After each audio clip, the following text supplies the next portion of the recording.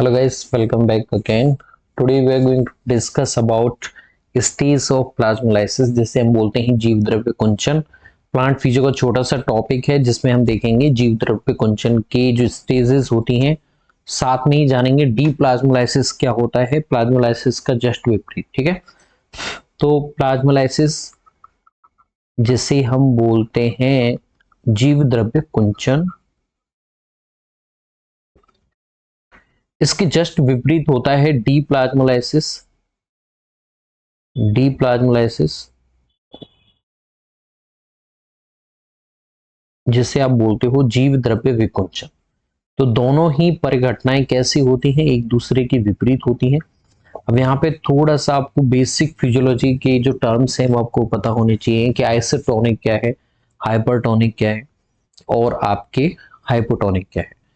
तो ये चीज अगर आपको नहीं पता है तो मैं बता देता हूं। देखिए, मान लीजिए ये एक विलेन है, इस विलेन में मैं आपकी ये जो कोशिका है इससे यहाँ पे पुट कर रहा हूं। तो इस कोशिका का जो विलेन है और ये एक जो विलेन आपका जो बाहर रखा हुआ है विलेन, इसका परासरण दाब इस कोशिका के परासरण दाब से ज्यादा है, तो ये विलेन कैसा कहलाएगा आपका, हाइपरटोनिक। ओके, एक कंडीशन होती है जिस कंडीशन में आपकी कोशिका का जो विलेन होता परासरण दाब होता है वो विलेन के परासरण दाब से कैसा होता है, ज्यादा होता है। तो ये विलेन कैसा कहलाता है, हाइपोटोनिक। एक कंडीशन अलग आती है, उस कंडीशन में क्या होता है वो भी देख लेते हैं। जब विलेन और कोशिका दोनों का परासरण दाब कैसा होता है, समान होता है, तो उस कंडीशन को आप बोलते हो आइसोटोनिक।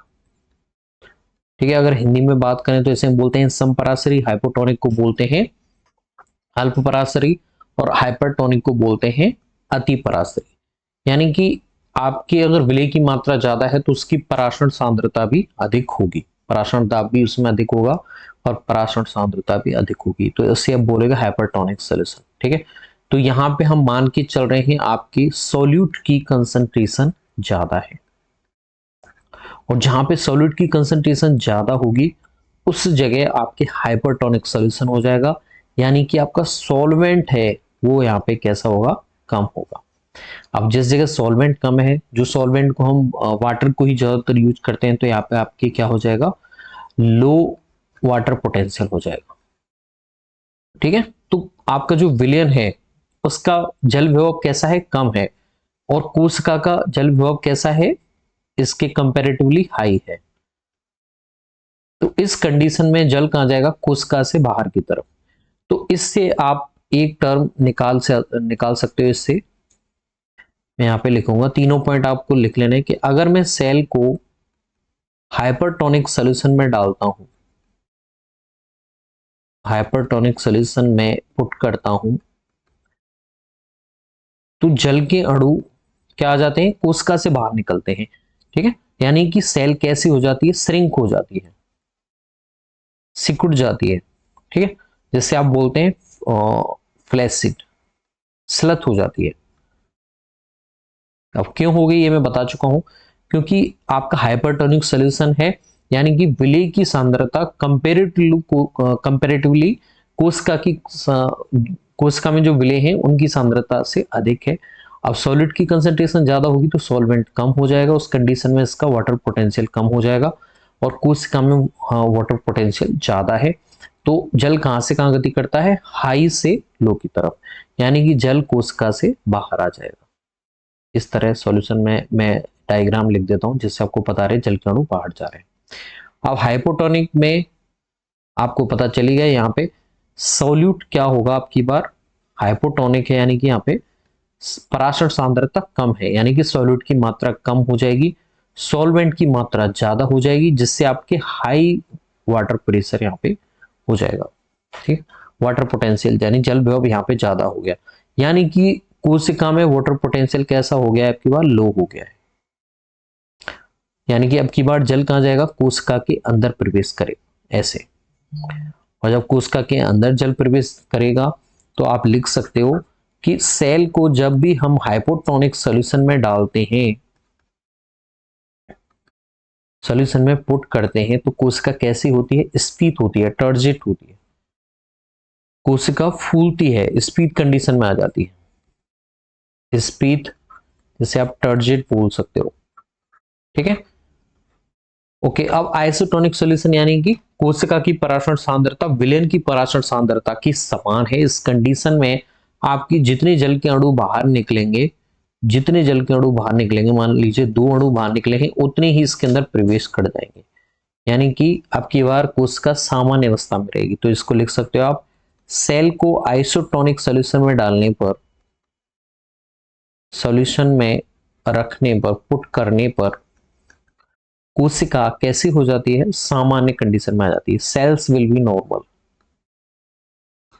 नॉर्मल इन शेप, अपनी सामान्य अवस्था में रहेगी, ना तो ज्यादा फूलेगी, ना वो कैसी होगी, स्लथ होगी, सिकुड़ेगी। ठीक, ये कंडीशन होती है। अब मान लीजिए हमने स्टेज ऑफ प्लाज्मोलाइसिस देखे, यहाँ पे नॉर्मल सेल है और पादप कोशिका की बात कर रहे हैं तो बाहर वाला जो लेयर है वो क्या है, आपकी सेल वॉल है, और अंदर वाली लेयरिंग क्या है, आपकी सेल मेम्ब्रेन।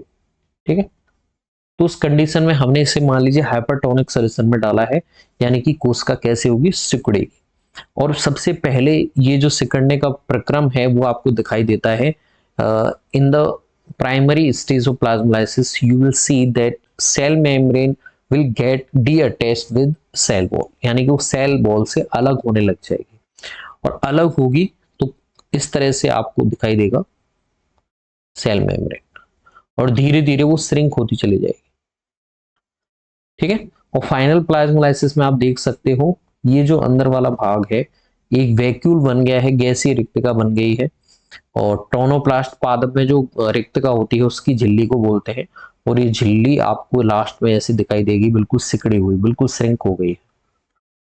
ठीक है, यानी कोशिका को हमने कैसे सॉल्यूशन में डाला है, हाइपरटोनिक सॉल्यूशन में डाला है, तो वहां पे उसका जीव द्रव्य है वो वहां पे सिकुड़ेगा, क्योंकि जीव द्रव्य से अब जल के अणु निकल चुके हैं, तभी तो कोशिका कैसी होगी, आपकी स्लत होगी। अब जैसे वाटर मॉलिक्यूल निकलेंगे यहां से, तो वाटर मॉलिक्यूल निकलने पे आपको क्या फील होगा, जीव द्रव्य से निकल गए हैं, यानी कि जो स्पीत दाब पहले था जीव द्रव्य का फूली हुई कंडीशन में, जो जल के माध्यम से था, वो जल कणु बाहर निकल चुके हैं, तो आपका जीव द्रव्य कुछ इस तरह से दिखाई देगा। ये मान लीजिए पहले प्लांट सेल वॉल थी, और ये मान लीजिए आपकी सेल मेम्ब्रेन थी।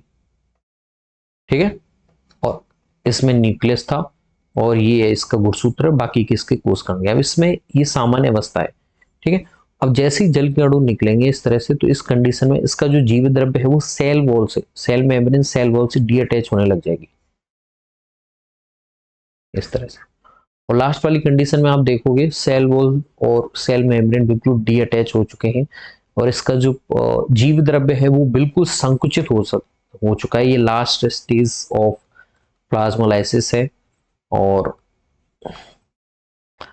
अब इस कंडीशन में, ठीक है, अब जब जीव द्रव्य बिल्कुल संकुचित हो चुका है इसका, तो उस कंडीशन में आपके ये कैसे हो जाएगी, सिकुड़ जाएगी कोशिका। अब इस कंडीशन में ऐसे कौन से सोल्यूशन में डाल देते हैं, हाइपोटोनिक सोल्यूशन में, तब कोशिका कैसी होगी,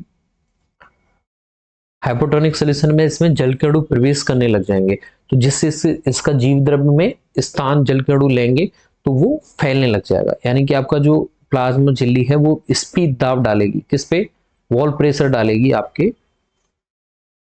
सेल वॉल पे, ऐसे प्रेशर डालेगी, क्योंकि जीव द्रव्य अब कैसा हो रहा है, फैल रहा है, जिससे ये दाब पड़ता है आपकी भित्ति पे, कोशिका भित्ति पे।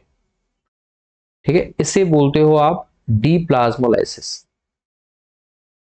यानी कि प्लाज्मोलाइसिस के जस्ट विपरीत जो स्टेज चलती है उसे आप बोलते हैं जीव द्रव्य विकुंचन। तो आप कह सकते हो, पिछले फॉर्मूले में जाए हम, तो आप कह सकते हो जो हमने हाइपरटोनिक सेल को अगर हम हाइपरटोनिक सॉल्यूशन में डालेंगे तो आपको प्लाज्मोलाइसिस देखने को मिलेगा।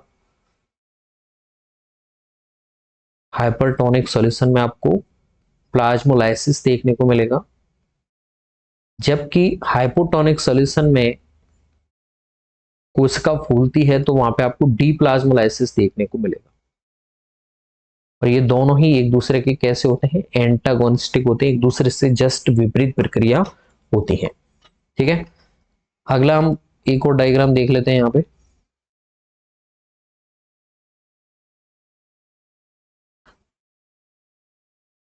यहाँ पे देखिए हाइपरटोनिक सॉल्यूशन में मैंने इसे डाला है,